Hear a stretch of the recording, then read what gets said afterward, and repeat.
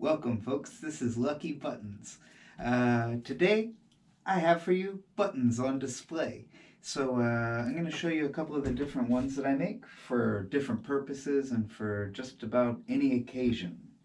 So, in here we've got a bunch of token buttons made from lots of different tokens from all around the country and from different sources, I guess. The backs are made with a piece of a dime that I've soldered onto the back. These are really good for like pea coats and for bigger buttonholes. I also make them out of pennies here. Again, for like coat buttons, most of your cargo pants and things like that can rock these. They're made with pennies on the outside and then pennies for the shanks on the buttons. Uh, they're pretty much indestructible. I'm proud to say that I can't bust them for most of these things. I use these for my suspender buttons, for my little center button there. They work very well.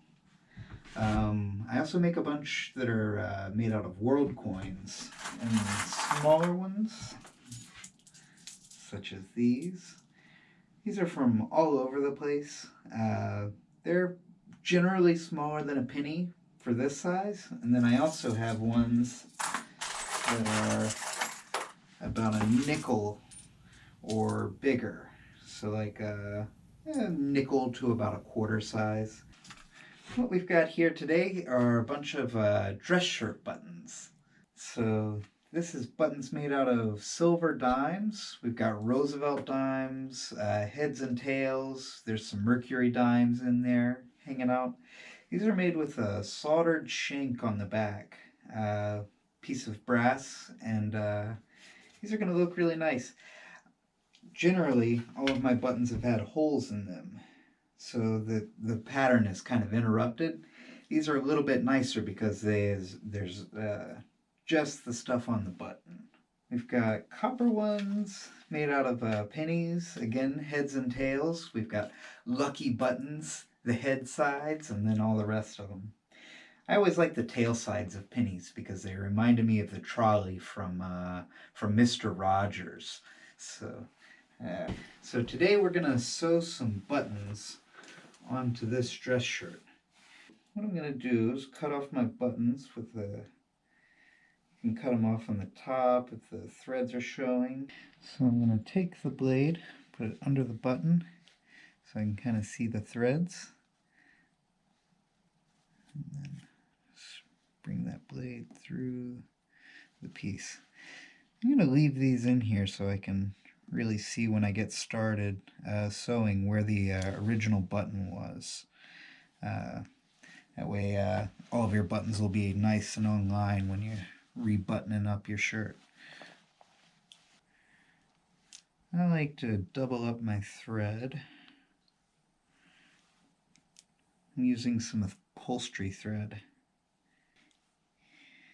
You can use cotton thread, but I prefer the upholstery thread because heavier duty, it's kind of a nylon, it's way less likely that your thread is going to fail.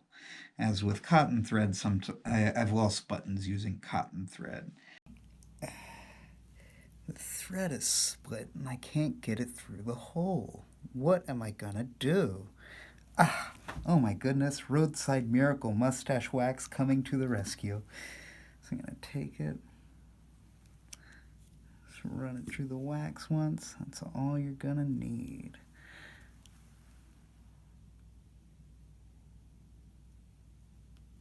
There we go.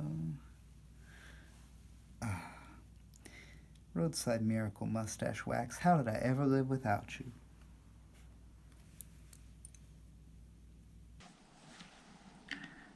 Tie it off on the back.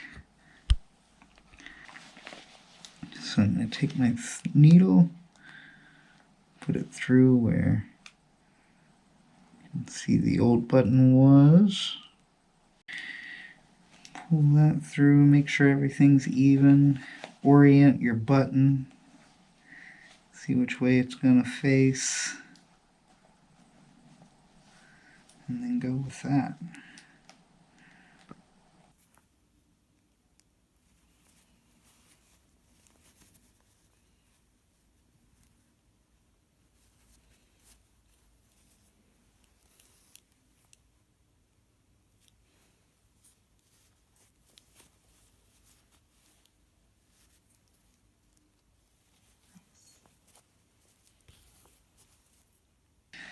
I'm going to do about 8 passes or so. Every once in a while, check the back, make sure you're not leaving a big loop of thread or something hadn't gotten caught up.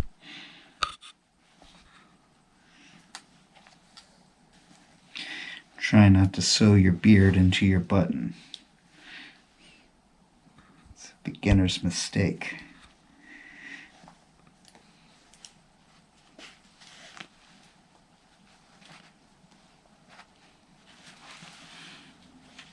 Yeah, looks good.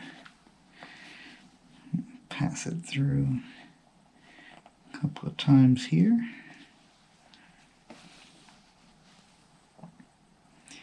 I've seen people go through with this maneuver a couple of times and then just cut off the end of it. And they're like, hey, you're done. I'm going to still put a knot on it, just for good measure.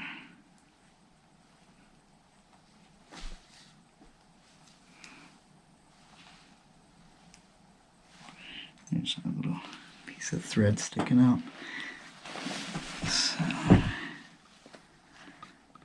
take each thread and pull it until it goes down. There it is. Take the knot, put your finger on it. That's good.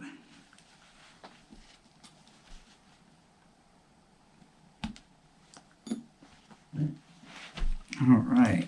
There we go.